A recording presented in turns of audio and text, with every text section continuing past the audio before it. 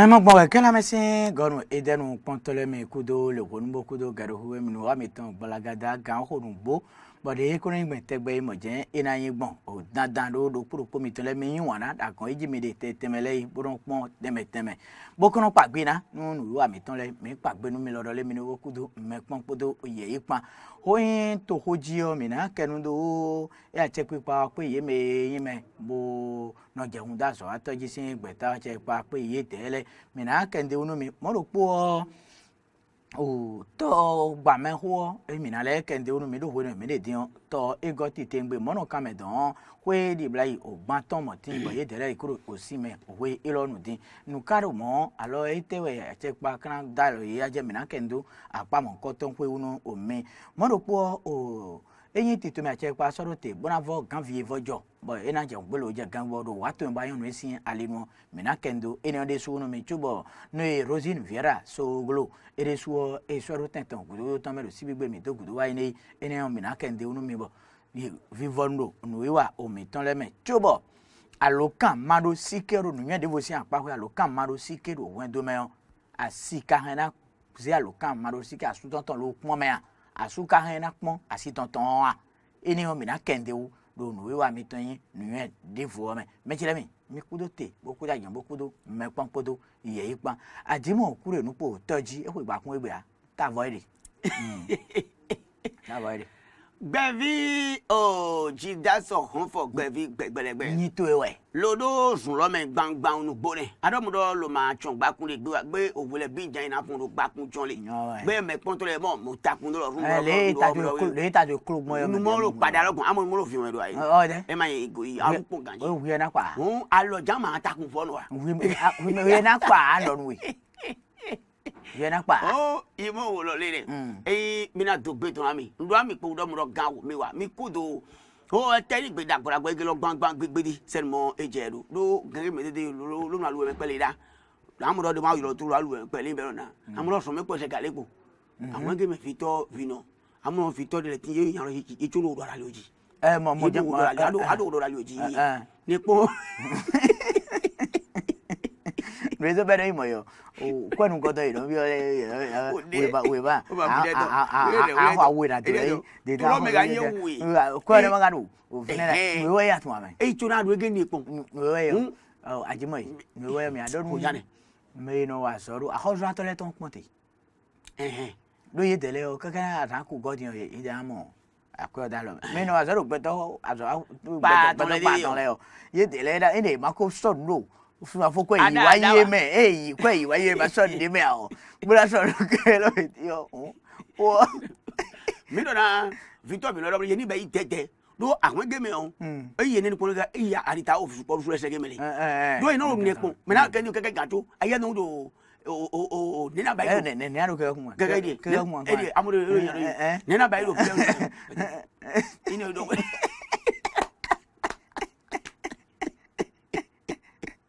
o ye gani gbe mi o lo be Victor bi lo mo ni jowodo ye mo kwa o ye ma mo kwa o ye ni sa won la ki do mo do oso me le o iko je be yi o akale tun mere bo e se po ko tu e se po ko a bi e buru ena han so yo ko o mi le me e don to mi le gbon lo gbon do mo do me mo ni o be yi me o mi kun le o eyin me kun ki do mo do mi na kan so mi so mi mo e ma ego yi mi be yi kaji e je pa kin o do lo wa ibo fe wa che pa ro ala mo a je pa ro wa so han mele ru we ma ho me tin ale e ti le be pere mi lo bo mo to ku jo to bo lo ku jina ten to ku je ni ai o fe le dai no alo ke ye na lo yon ten to ku gbe ye to lo ye mo lo ato lo ta wa don ro gbe no ti o gbe Baby go. Era je. Bora to gore me. Ba yo polo ro yin de kan sin ko di bla ko ri ga je. Ba me gbon to ina chena le po bi to ga o gaji bo bi go agbangban gbigbi di senu mo jere do. Mi bo fe owo do e ko madonna kan wa. Ni ko madonna wa gan do. O esi de yin do mla ku de do de pepe yo. Esi ma kan fun aya me pon gbele wa mi le go gi. Eyin be yin wa mo wa mi le lege. Nde pe nde jijo. Mo de mi lo oho e do yi tete bo bi na kenu pade go baby. Dan tono wi de gbo ato e owe uli owe mi nyauri no ta uli dego e ya tra lo cho dego ga flo mi ga tra lo cho agora su si no tia intara uli dego oh mate tense dalo me boro merito hoje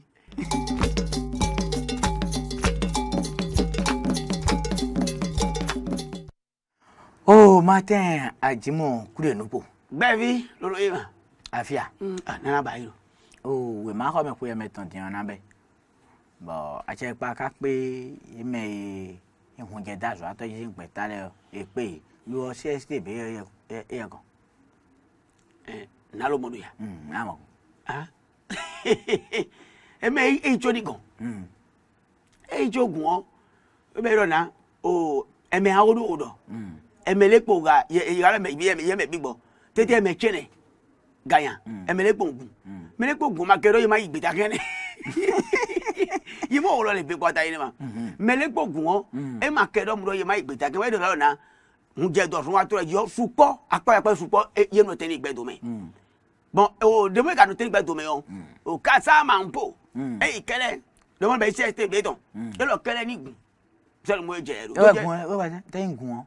e choge ni gun e te lo gun e ma yan wa ah e ya ha e we gun e gun ah ai jogbe me fon gbe do gan lo ma juan do gun e no do gun lo ma fon gbe do wa no lo to e ro to lo do na ando se ai to pe pelu aye ma se wa yi o we gen utu o e ga to gun e te ni igbedo me o kamia kare de dom de mo la to gun de yo ho te na do eleya do mo gboje gun awugi je dom e lo ma yi gbe do ko je to che ipara dom lo e mere na do yan plige do me yo je du na kle o we ma mo ni de do ye gbo auto coronavirus si o gan do na me je du an de o ma lo kle we ho de mo e lo ma do de kle ba bi ma duro bo alo de mo ma yan e je ko na e ma gbo no ba de wa ne e ma ko duro e ma ko to che ipara do ni ya mana do ni mana do ni ato o ni me o e ti do e nya ye go gbe do e ma nya e ma inu abe yi e baba we ko e mo so to e ma no klo do me wa ma klo do wa ne won de lo na e me mo ni no e te lo do me le yo ye de o yo bi gboro ba do le ko le ni ye gule we ma to mo ni de re do mo ge me na bi ka yi no wa do ama foto e to je gbeyan ye gbesun e to de mo igbe wa awu ge me ne mo ro be ne to me ye ka me le po ni geri go e de ka na ye me mo ni po le bi yo ye nya ne sen mo je le ma je do ko ye ka do ho keke we ma ko me ho ye ton na be bo no ho do no na de ga do ni o ina e ku jo ja ida ko ne na to ena chene ye do be yi iyato amuro mro gan ho to mo ni pelu kun do o to yan kon ogo e se che pa yon fo to me na wa bi o chani bo Benjamin n pa ti ro kun ni mo no eteni igbedo me o na no iri o o adijatu ma ti ile kun le bi ye no yin nu mo e do bo ma do se do mro hun je do sun ato le ji yo do de me ton ye ma mi ma se hun yan ni wa e de do dan nu mo bi e ile lele o e che pa o ma gbe ngbe do mro yi na se do asinai osun me ro kana be ru gaji osun ma gbe wa ye nu gaga to gaga o hun je do sun ato le ji ma do mro ye o osun me o mo mi de osun me mi anta se ji e ye mi na wa lu ke e ye o kura fi me mi le lo mo ro ko mo do nya ye do un je gbe je gagbe e ni so tu to ren cho kan cho bo osun me bi be o asan lo do ji gbangban gidi o temi anu ko ro nu mo e sole do auto coronavirus we de file yan so me de wule de na se do apa we gen we ele ya gbon oko fu to me ne ya gbon me pa to me ne ya na e ro na ba yido e o Messi le o olojan ko na be do ye o ji na de gbe to ko fun ko me ne ya do ye di do mo ye nsia wa me de ma nsia wa ro nu je po le po wa nu e ba e ko blo ba fiwe no so ko ro ko send mo e je ro na e do bi be do ye do obi nbe ro che pa ma gbe ndo mo nu mo ni kan o do e ton tete mele yo ji na ado ko di do ko na sin ko apa ho yo kambe o azome hwede mi yado beto kandi o wano no horu po sadai dion abi kandi ko wano no horu po sadai ho ene sa dion ho eno ndo nu ganji na yin ena huzu megba abi ganji ena huzu megba ho kado we ma ho me mo bo ena si de file po de me a be ni kambe ko ro po so me na be mi dokun do po fune eno do ene defo wa ndo le mo hu Messi no prometo na janji Bang bang gbidi. Ro ido, beto kan de ko ro po sa boy ma ho do we. Bo me afota na no me o agbagba na no me o. Mo e bi oro le ho ro po e ro Messi we. Ganji. Bo era he me de le de su. Wo cho be na si pe aso wulo wa. Messi no prometo de mo wa. E ka me do ko fre. Dai yo di. Korora ko wa. Bo Messi no prometo no we do we ma ho mele. Bo beto kan we ko. E di ma go ma we gbele wa ya. No so mo be le so ko no ho ro po sa. E ma go ma we gbele wa. Bo Messi no prometo ro po no lo no he. Ka bo ko no fo. Defo wa ndole eno be we ma ho me ganji. Bo Messi no prometo no we do we ma ho mele. Bo vile no ba Messi po. Bo Victor Vino no jam no ho we aso men sim le be we. Bo vi kai we ma ho me ton. E dai un ka bo kan ho be wa we. Ma mo Messi no prometo. We lo metion a te pa ka te mo lo so na pon le be ku we bo no ko do nu we ni o ma na de a. Le mo lo kan no tena le mo lo kan le di. E ye we ge me de. Je do mu do. Messi le o. Je na gbo ye yo be so me po ye be so me dango yo ya je. Ono ba o me be ko na fi don boji alepo. Se ni mo je do. Je be ina yi. E do mu do Messi le ka gbe do le ma do ne ira me wa le me te na je nele. E ye lo je te lo pe odore ma do yin. Yimo mi na go pon fi nu ka mi o po fune. Oh. A te pe pa to mi tonton. Ero kan ho we ma ho Messi an le nu. Lo aso ton po. Rondo ogbo. Aso po ni. Do ero we ma ho me a ho su ton le o. Ni apon vieno no ho sa. Do we ma ho me a ho su ton le o. You know support ti te ngbe we ma ho me u de ro afrin ganji. Bo me so ye inu mi ton bo we ma ho me de ro. Agbo me kala visin kan me. Vieno ho sa o igbeto kanton. Messi ro po de nu. Amisa. Kan we ko. Amisa be pa so ni. Kan we. Do khoro po sa bo Messi do prometo do po ge we ka de nu. Bo da han viene le bi fi bo da na nu ye be na se nu e do e de o. Na se ana gbe o anfo a. Fiene o a che pipa o. Ni to ko to la ve me tam lo bo. Messi ga ho ito no po nu ku do we ma ho me do ko ton le utala. We ma ho me do ko ton wo. Ye ni te mo lo gba ho do we ma ho me mi ton le. Ye do ma ye gu wo do. Amo kle mo e be. Do bo re ma mi mo ya o. E ma de. E ma nasi kon ne. Ye na be yi. Do we ma jo enda e blow a. Lo do ram ku je to sun wa to le ji o. Do mo e yan klo to me o. Lo mo yi me bi pata me wo nu e. Me de my step nde me ya. Hode cha e na do dandan. Hode jenche pa na odo na e. Ngo fa e ba yi so tu. Ye do yi gbe do gbo fi. E ndo mu do hode o gbangban to nu go gbe ni o. Mi ye o to ro e o. Mi gba se ko. Mo ni gba to nu ko lo. Ta o se ni mo je do. O so ma do na be wa. Do mo yi o tu. O so me na be. Amo ari to mo ga je. Mi ye di ma ka se kende wa. Jesu ram lo ye yi ho e to le do nu ganji. Un je gangbe. E de le do na. Hode mo che pa anu mo gbo ile do se wule che pa o. E che pa e di mo e che pa yi gbe. Gbe che pa yo so lo yi ro. E ni ro. Gbe o so me o. E na be gbang gbidi. Se mo e je do. E gbe dede o. O so me mo ni be fogbon yo. O so me mo ni be kwa e so me la un pa to abe jo na jo pre rentre. E be ko le me ki gbo yin na je tapule susuji. O je ba o nu kan le klo ji jala. O ko me sai de so me o le me. Amode ai. E de kaka na kaka je le di te ni gbe o. Ye je mu na se mo le so me to mu na do ma me ri. O fieri o ajima. Ado pre rentre ho jai. E vile be a e je so me je gbe abi. Lo jimele. Ganji. E ka yon boru vile we na no iblo we ma ho me odoro ton a ida yi wasuka bo bra susun mele na be na be ta la me bo no ta la we ma ho me gbeto pa ton le o ilo le mezi na be ya bo vazi ya ha si tu de te bo e de le na no pe nku de de mo no gaji de mo so me wona be o ye do ase me na be entretien ga yo bra musu kwai bra su kwai do kwa da o yi do ya de ko do ni o we ma ko me pe to pa ton le o jo fi mi to le na le ton bre ni o do àwọn gbẹ̀bí arógòdò jẹ̀ náà mẹ́rin ọ̀sọ̀ bẹ́ẹ̀ bẹ́ẹ̀ mọ́tò ọ̀sọ̀ bẹ́ẹ̀ parẹ́. O de gudo ma jẹ gudo nu mẹ́nẹ̀ mi ni do ko nu mi de bu akọ mi no su ye. do ko ile to no triu gan ọwọ́ su we. Àkọ́sù we nu pare gan ya no yo. Ẹ ma de pé e do ro yi lọ́run. O de. Yi pẹpẹle. Yi pẹpẹle. Ye gan yi pẹpẹle pon o gbẹtọ pa tan le. E me pa die ma gido yo si ma kwa wo yin kwa e me pa ma de o sen yin. O me bi abe yo sa be su o kweto. Me bi e susu e. E be ka susu e yo. Fi mi tun le na le blo ko me ro yin yo. ko mi gbo ba me de bonu me ni de ne pore mina be nya wole bo mina go si apa ni ope ati mo kure nupo bona donu me ponto mi ton le do le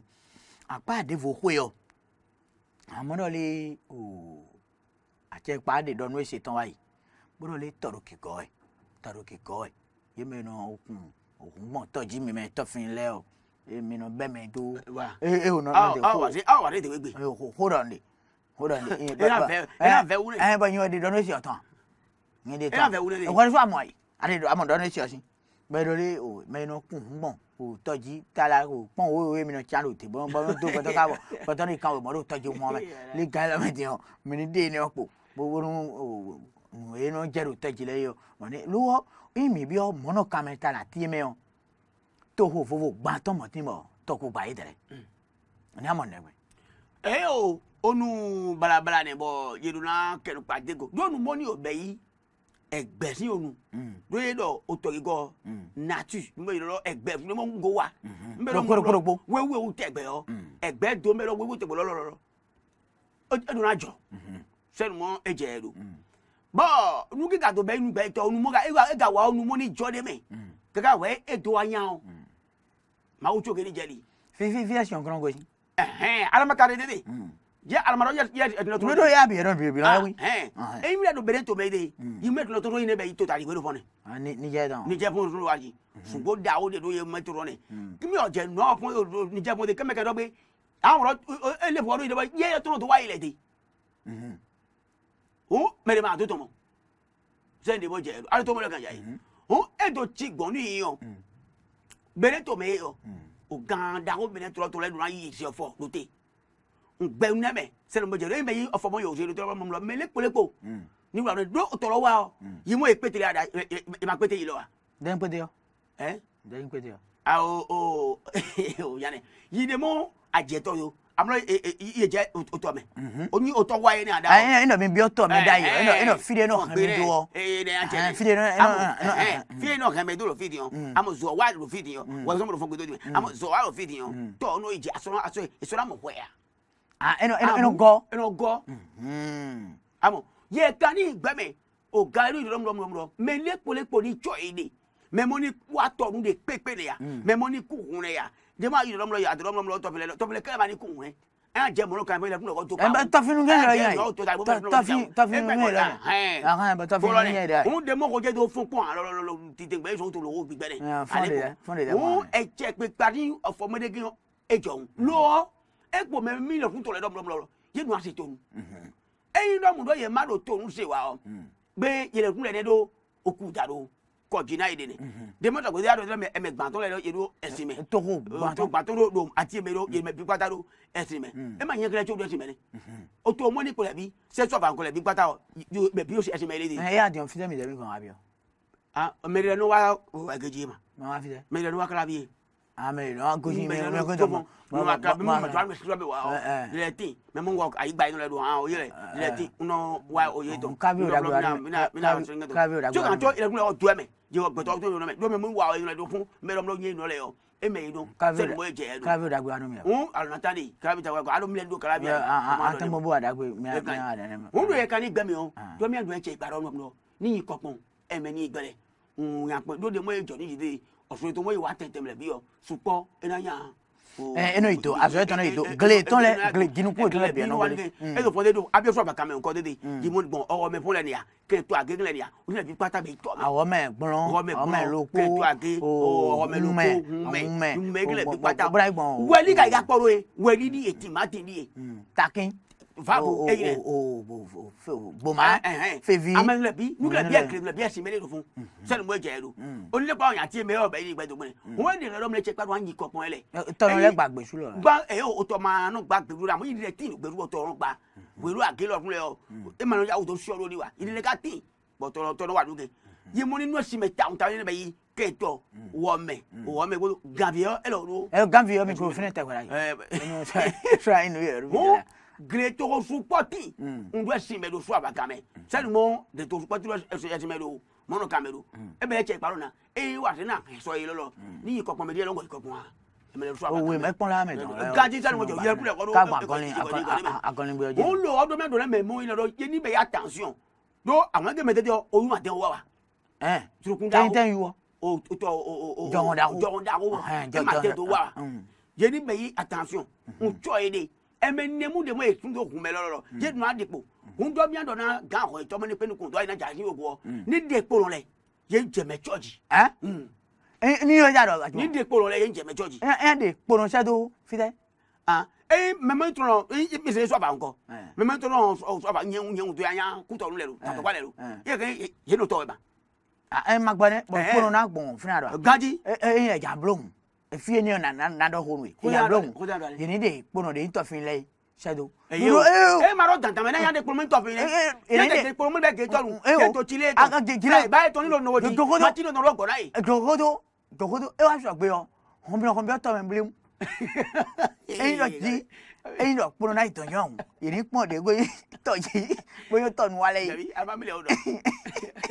ba wo je gbe adam video nkan ho bi o polo ro po ti e no gozi akeji de bro be de se do mi godon ni mi kan wa ru gbon e lo le le ko jo meji e kuno pe ndo e so gbe borun to fi lo ayi to fi no ri gbe borun mo je wa bo ise we ba di ka be kuro be na uri o mi lo bi o to ma po lo bi o to bori o wi ba kun mo le Very bi di o na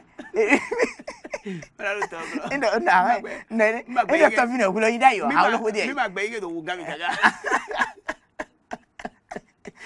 ya ole ko ya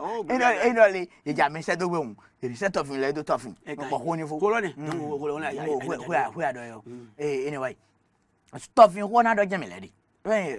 ko to fin ko to fin le bo di o kan fin na no e mi de e me ida invente kan fin bo ko je ho ji piloti mi do mi no gba bron ho me gba o tinbo a tinbo bo ino wa na ne be ino khajira ka tan ali ami no khara na o ko ma ye gba do teje wa ba mi no ko da gba ne ma go ya mo ye gba o mo do mi untura tutu me no te ma do ni amogbon o mara ko sanu mejo podo amusa fata o ye won se no ile un se no adam lo me mo tito mo se do tito lo se do lo me na yi yo dan ya ma ye un ye se do lo me na yi ni do mo do ko le ko le lo ple ho nu ge onu jorun ne bo mi na to gbe to na me la ko to gan Patrice ki o ma tan talon podo me mo do tito lo jire gbo do tito ni gbe de ora teme de yo eden ganji e me ponto e ga den o ye ga do mo onu de gbe den gaga o e na gbe ado onu enu me mo ni ya esin da de ma go ni e den gaga esin no je na e ko je bi se de mo e je do o ko de mo e se ro tele o do we mo lo yo ho ra gba to de ho de lese wa be yi kanji wa gba ko mo na jo gaje bo jono yi ten de mo ye bo wa o no e amo no e ye ba yi wi gele ganji se mo e je do e ne ye fo ni fo mo e fo ye be cha fi le bi pata be do lo ba sina me so abaton me so abaton gba wa pa le wo ye na wa de me mo na no titology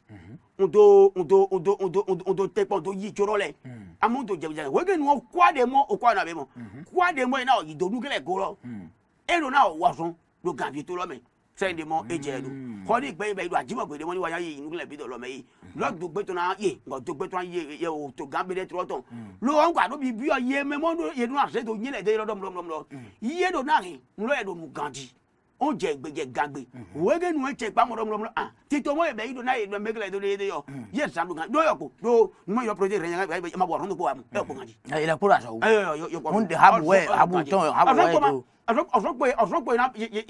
ina be ma e me gravito we e ye to to yan fun ai ye ti bo ye o no bo wo yin da to ti to le to no bo lo ti bo to je igbo amo mi je fun le wa o je do amo do fi bi won me ina ina no aga bi o gan bi to lo me se mo eje un ye ta let me gonna ha o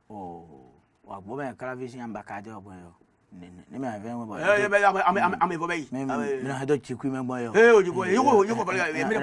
me bo ke bei do nya ti tro bo de ko ha me ko josun ka kondo fene do e go do amo mi me le kule kule be ye le ka kwa be ko yo na be lo constant be yo right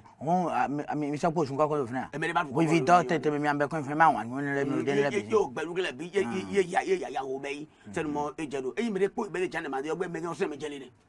mo so he na sa ten do yi gan ji yo yan ba ye me de po be je na ti ayi bo na ala na talo na gbo gbe fi cho de tronko to da mo amaga mo lo gbo de pe wa lo fa go to na fa go to na kudo to ile abenu kon to ile je ya o le ko jira la ko ye oh bi ai mi lo yeru go oh no e Rosine Vieira so golo e shoro te tan wo to me si bo mi to go do ai ani amago oh anyi lo han ji de ara mo lo nde to lo han ji ya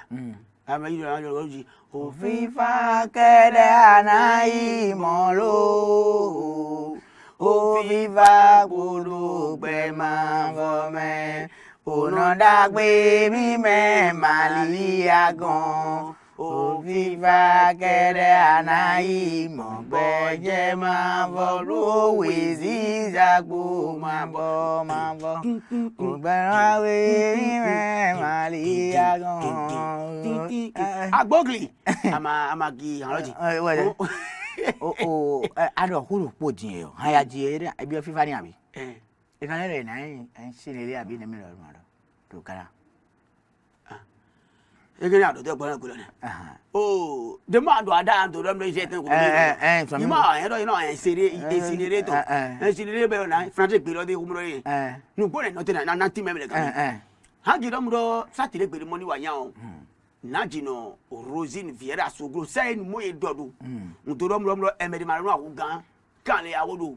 odo to me do auto coronavirus o tu o che pando de pe ta keni gbele to awu gigan ji je ewe to sen gbele wo kan le wa ye ewe to sen ngo chun kashi le to kan se mo je ro bo susu mo ni be susu golo to ye ko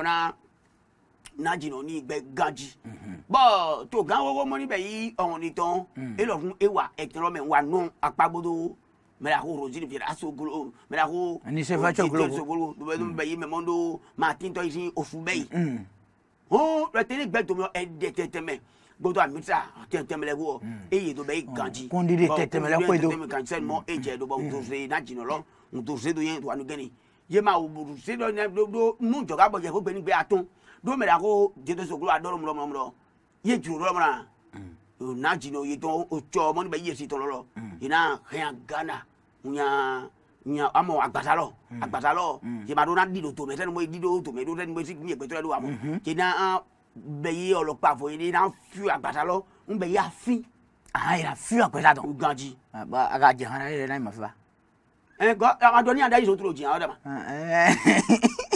amo nbe yi afin tete ngoro Ghana me do Ghana ya iblo ni re ya be do fifa wo de do ba ya ina o nyama de mi ma aro to mo ga ya fifa mo ne mo fifa ya fifa awon ye photo me ye o ma so me wa awon ye photo me o egbeto mo be kuro kegele yo ye fo mo ni do kwa gbo nu me do yo ye ma no di do ni vanwa amo inu be ya fito para no be yin wan gan be afin ma ti me re nu le bi kwata do amu be afin de do gume ndo ho me na yi do mo ndo me ni lo e ndo mi ni pude no po era e ke yo ye bi o e ke do mro e na be ni wan pẹ̀lú Ghana te do mo ka lo o mu lo àwọn yan lo pele be do o fiton le ali sogolo o e ka wa bere ni o kan ya si lo le mo lo fo ka da ni àwọn ye mi o ko kan be me o yo ka be o e ka wa bere ni gabi e do hogbon te o do na mi blo ye photo no mi blo ba venu gbona do proje be na tan bo do ho eno ye photo me na bi eno ma nso tun ani ama na tan do ho se to eno fun bro bo ko susu na tan mo gan eni amo aduga aji eni ama dajo si gan bo ma san gan awon ni ama dajo si gan bo ma san gan awon olumla o e bla uri a newe pàápàá chọ̀ọ̀chọ̀ naku amolo nù òdodo mẹ́ma nù. ẹ náà tó bẹ tọ́mọ ẹ mọ̀ lẹ́bi hùwù. yẹ nẹ́bẹ̀ bọ̀. lẹ́yìn lẹ́rọ yìí gbọ̀n fi ẹ yọ sọ́dọ̀ kanu kó dìbò hùn mi wà nínú ni. ẹyin tẹkinọlọji girama tí a dá wà lò. ẹ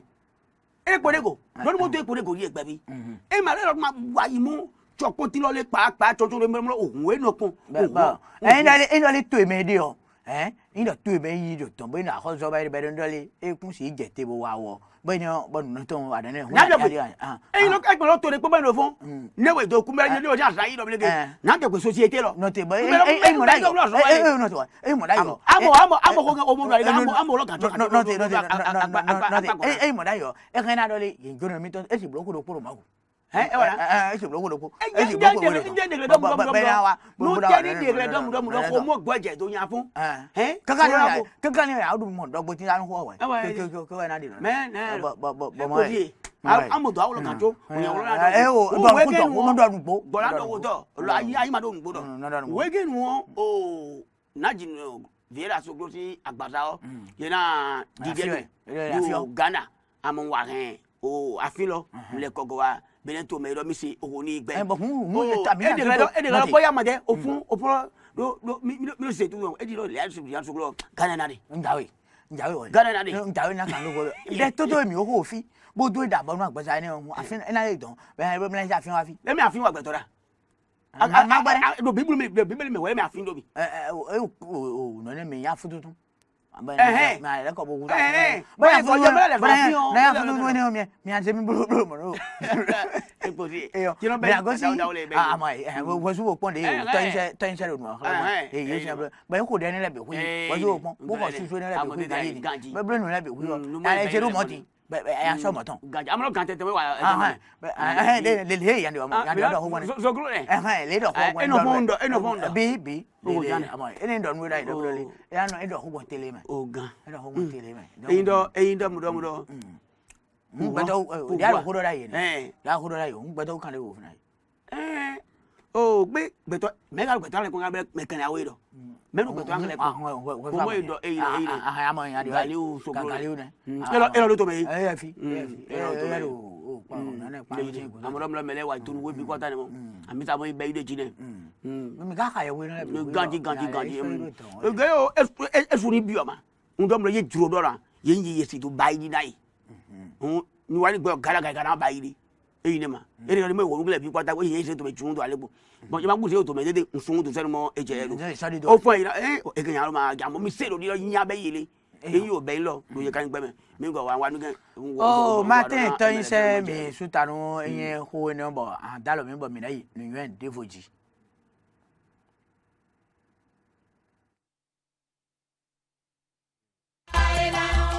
aliye ma isa gbɔnɔ anu to mɛ diɲɛ min bo ma.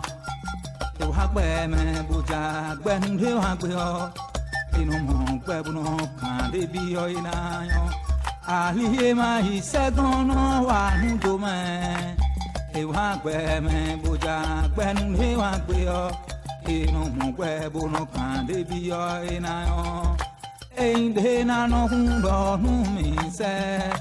àdọ̀nù mi yàn mẹ yẹn kún náà dùn ó. Eno mo gbe bono kan de bi yo ina yo ende na no ndo nu mi se adonu mi yo me yen kun na do eno mo gbe bono kan de bi yo ina yo ali e ma isegun no wa nu do me e wa gbe me boja gbe nu he wa gbe yo eno mo gbe bono kan de bi yo ina yo ali e ma isegun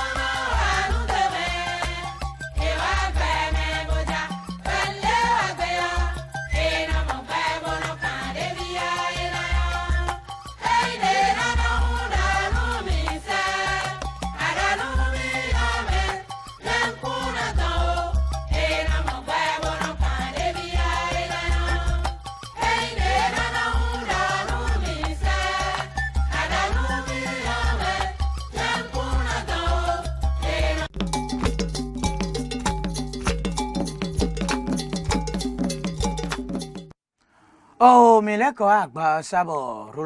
Laurent Tony Kess epo mi kọ ẹ nánà pọ Omina kenundo alokan mando sike e na alokan sagbe awa. Alokan sagbe awa. Apo alu emenu no eviela ya. Eje ba alu me no jino mi to mon koton eja yo. Me previne. E bien do no alu me ni tra la. Oh, ajimo kure no go. Oh, na va kwa bodon we. Oh, ganji lo flo me bang gbe mi go olopa kure. Oh, do mi de bo sha pa ko yo.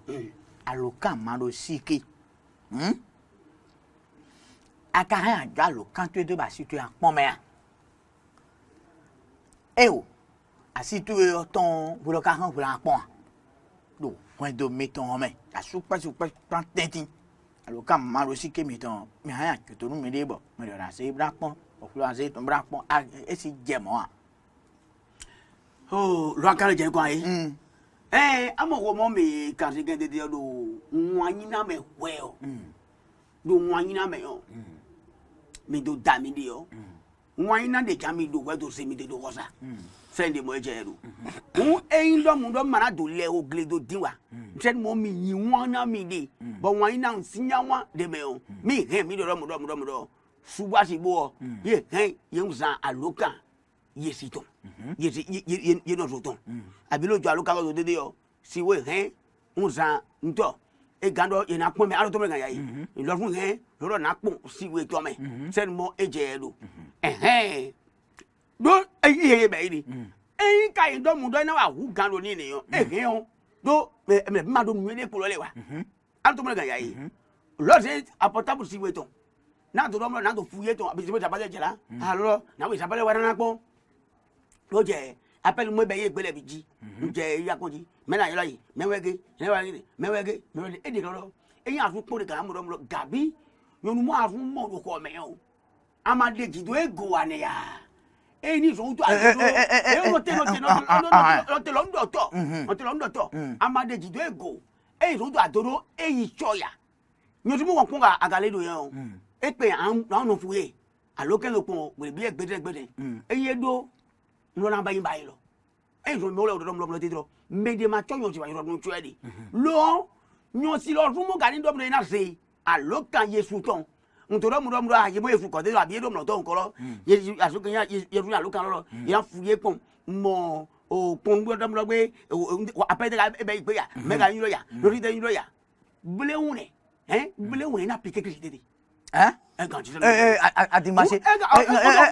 Lo tone. Tu ere no te na toni kasi go. Toni kasi. Ndeme ka hen. Epe dion. Ho ya ti mondo dion. E kan lo le ekun onyonu won kun si ya lo katon lo pon me wo. Mi de ton mi ayi gbe na. Oh, alokan si ho de jegbon egbe o en gba somo. Bo do kon to le hen pa ta. Bo kon to hen gba. Donc no yin bo ho dagbe mi la teje egbe. Dans beaucoup ton nuit. Alors quand ho est dans et dans un dire que nous a danyo nous on dit des mi debo de jide mi de wozo mi le po lo on yin gbe ton jide ka so de demain ho cambio ni koton ho cambio ni koton ne beji non me ka so de demain alors quand yin wa nu yere gbon da yi do alors quand zon egbe dimbo aga supo for do gbe supo Bete. Le boy non sonne tout bo sun bino si jaji yon bino si jaji do alokan do po wutu e ka yon boy na ze alokan si meton ton pon alo ze si meton si alokan pon o et on donne il faut que dans le portable personnel mais pour ton et de temps lo nous et de gofleme gofleme ton dans alokan tie inzele yo eyin po yin de po bondo yin do en lo gbeji nu we o ani lo yin wa mi de ani e kan so kana wa ze code de me bo ma si ku de yin do asiche code ti odia fie ho mo koton no be de yin do te afodi de je yon ka me de no adi afo mo koton do eyin yon po ha mi bo no le roi domi to bi nu e dan so mo re na ze code de do e o ma mo agbo pele wan zi de lo et quand son nous quand on nous gege de katimbo kodo eze porta to me to e nu kwa da so eton ne akana yin nu ba khochi sa banana banwe bana wula lo hawi bana wa khochi sa ba kan do nde ban khola dumi gon nu mi zeja ba Yo uja pa odo ni ade dem. sun po yon po bi si pa no eze bibeli mi ton ke sun po yon po ye je po ye blo mi do mi po ba mi wuzu do ko mi wi do po Ganji bi ba ile. ntan no bo pa ko yen ton do po de go mi bo mi do po na khola dumi ba yilo na kula do ani we ka do ka na khola do be sun na khola dumi kaka wa je mo je ji o mi gbo gbe mi de kun te o wo e kro le jimande do mede wu pa simbolo nyon ko sa jimande do mede wa dijon khosa bo mede o khola do mede o e mo mede lo kula do mede o e eni o so lo kan ko ni o so mo me gege ti di mo nyon ge na so wo di mo na do e do ko don mo do copain ezo mo sun da si di pepe me mo ami aka bi o ka bi to ko ni o vie do ko ya ton wu to ko me alo nyon we kha na mo su ko na to ko ni o wa e da ton ene aton ezen wa mo ko ton le o le camp de wa o yon pepe yo voulez dire le camp doté et ça golon mi o so yo voulez dire do da idion Gaje. da idion ai o manager no me don me na titungu do ko ni pe vi no me go na titungu ba e a don se do yo me na do pipan aba do bo wa na titungu don alo na wa e na se we ma do post audience blo e se gba s'entendre kele e se gba we cho amu we alo kan yin voka de ton gbe dion te azedion alo fi akade atun e je wa awo do ni koko e gbe dion azel kan dion victoire azman yelo pa ku mo dion aze ko se de dion azel kan to ni aze ko se de Gaji mai moi lo nuezo yo vo dire alo kan yin nu bo yan wa nu na nu me mi to ni tun nu mi lo mi ni tun do alo kan nu dagbe na do wa na wezo alu yo vo dire alo kan wa be gbe dion victoire fi de da idion me to de to de me ama mo kanu asami yo de andohun chakiko o ko le chakiko Na to bebe dion azeta le kanto dion atale dion e yo appel vidéo la nkipo mi ko do nko gandi comme si ho me mi de ko gbe don mo ko to les gens le kantin donc nous aka yin nyon ba ko ti sa man do le kan me ko droit de l'homme ko yin gbe a ni droit de l'homme ko do liberté ton lo nous wa je ko ti sa ba yin mo na gba no ntena ajakwala dumi ntena sun ajakwala dumi o fi ni on ganga lo amo mo ko mo do lo na le gen na to wa ni do mi do ko jo gon ye pe o me o e je so to pe mo ke nyo si to fo pe me nyo si to fo fu ka me aparo ma do wele ila ma to ku je ko do be lo susi lo o no akan no ko ne dia ka do yo ajimo ko ne dia do yo anatun do wi me asuo de asituro ho to sabo da fo gbe yo rende me ajori Gaji bodo yi sure do kan to enu dion amogan bo kan to enu si suo e ro fina be atunole nonu kuno da fo gbe ro kan mi tonu be no yi o yo ba agbado bo mi no da fo gbe ba yi do ho sa o ye na ku do wi ba na ku do am kan yi cho ko note no mi do fa do gbe si ho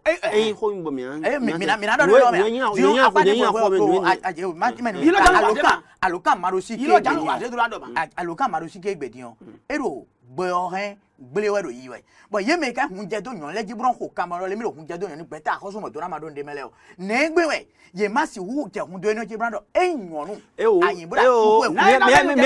mi ado we nu mi ada we gbeta ni le ya ero sun ne ka bro mi no le ko do ti mi ada we gbeta ni le ya me no je hun nu sin ta me sun ti ta me da we ye ya azo to e ye de nu o do po mi na wa ji we ajimo ku de npo amoyonu bukan da o afote die mi dami dedo ali tenu mi ka tami dede do eyan na dami o àwọn akan tun lo jire alokan ma do si mi ton tiwe bo yin lo ton tiwe nu ayi gbe nu ne o do mi anda sun podo gbegbe ana kuzo je nu wa do mi ji o wa n tun ke mi gbe ho wa do mi ma o do gbe po la ya o ama si wa 200 ton ni ne wọ́n ní omi lè kọ́ tọ́ mẹ́ bọ̀ wọ́n ní wọ́n ìgbọ̀n tó ń pọ̀ tábà tó ń kọ́ lọ́wọ́ ọdún gẹ́dẹ́ bí wọ́n búrọ̀lẹ́ wọ́n dán lọ́gbọ́n jí wọ́n dán gbọ́n jí wọ́n fà tí ó ní mọ̀ kó dọ̀ wá bọ̀ wọ́n tí ó ní àkùn pọ̀ tábà tó ń bẹ́ẹ̀ bí ó kẹ́kẹ́kẹ́ bọ̀ wọ́n tún wọ́n ní wọ́n mi lè kọ́ tọ́ mẹ́ wọ́n àwọn gbẹ́ ní sì dìyàn bọ̀ wọ́n ní ẹ̀jẹ̀ kọ́ tó sá yàgbẹ́ wọ́n ní wọ́n dé bọ̀ àwọn fílẹ̀ bọ̀ jákè náà yìí bọ̀ pọ̀ tábà náà sọ ní apẹ́ fídíò bọ̀ gbẹ bọ́mọ kẹ́ni bọ́mọ gbò sínú ra wẹ́ à voix ama i service si non dian e da gbolo côté nous e son mi sun le o son mignon le su ko ni sun o bi ba we bo yin sun mo tan gbeto e bon ama si ko dan de jilo ze potato mam yilo no ti alo mo no vitina bon e ze potato ni pon e ze potato ni pon e wezukan kaka nje fi e na si yaji e na si yaji mon koton nde mo yon nyɔnu esu ya dagbe no asigige dagbe de afoton dian auto sinti hore nyɔnu e dade yo e ngbeto gba kan de je tuton auto sinti no ma to si dian ba so ya kun ta ba ja kun fan gbe avant kun no jorum men ba hore no e video ko gbe no we anje mere fo video ko gbe no we alokan di egbe dian don do dian ka alokan dian yo mena mo kan bi bo se ko de mo ble no de vo na beto nyɔnu kan so nyɔnu kan suwe di man jeme mo de photo no de ma se sun de fo ba no le kwa we ndo asu eton le sun de fo de e me se sun we ban bo enya bi no kwa so don enya we so bo enya bi je so bo egbe jo me le ti won do anya si ti asi wora do mia ni asi asu tu asi wora do we a mi mi igbe do mo mi na da mi ma ka igbe do mo awon me ko ni za iton enya wu do so ayu awon so tagba no be kaka bo agbeta je kun ta men nyun le sin ta men kede ala si tu ta fu kujaro ti ta fu yo do ke nyunu le kan do kan de fodo e sunu wa ya do na situe o kan lo afote nyunu kadi e ba zo ete hu e ndo ko da yo re o to ni gese fi ene azo ete wa ye me pe ta ko so mo do na le ka wa ro apa inu ko do mi do ke mi la ko gbe video mi na da wo nu ye a azo e ton wa de do azo e de ton ete e ya je kun lo me ko sin ta mo mu nu me de ta fun mi e je kun ta ton me lo we sunu si we de bo nyunu e don da pa wa de yo e dede alo mi dodo alo ji mi dodo be japato yo do mi ma dodo alo de je japato yo bo ande wa yo me na do na de adoni da ya e ka gbe we a e gbe yo afote ade afose to bo se apa we a e ma ka gbe wo ka igbe yo e igbe hun amo ko mo do mi le mo do mi le ko mi do bi pata jiro mo do lo ma o mo ko mo ko mi ye dede ndo lo do wa di do mi le do mo mi no su pa ti bo lo ko to me o me lepo yelo na mi na fu ye mi na de do mi de o sa pota mi no fu to le do mi le no poti no poti no poti mo mi e ya si bon kan e pota ton we so mo nko na zo nka gbada no na si pota to ran pon me aka yo te bo me aka ile gbe me ka se de no da inde odi asitueur et à donc on kaka bo mi se gbe mi de gbe me wa de on de tout temps c'est ça et il no gbadan te wa wa mais attends mais ka ile gbe mais ka se se gbe enya nu an lo